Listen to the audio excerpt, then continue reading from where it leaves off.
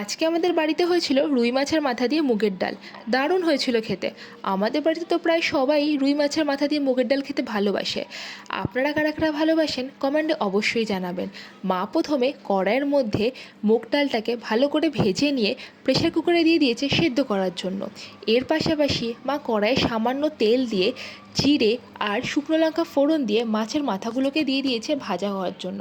যখন এগুলো ভাজা ভাজা হয়ে যাবে, মায়ের মধ্যে হলুদের গুঁড়ো দিয়েছে, সামান্য নুন আর অল্প একটু লঙ্কার গুঁড়ো দিয়ে দিয়েছে। এরপর মা একটা মিক্সিং জারে জিরে, লঙ্কা, আদা আর টমেটোর পেস্ট বানিয়ে নিয়েছে। এই পেস্টটা এই ভাজার মধ্যে দিয়ে দিয়েছে। যদি এই ভিডিওটা ভালো লাগে তাহলে একটা লাইক আর কমেন্ট করে চ্যানেলটিকে অবশ্যই সাবস্ক্রাইব করে আমাদের পাশে থাকবেন। এরপর মা ডালটা দিয়ে দিয়েছে।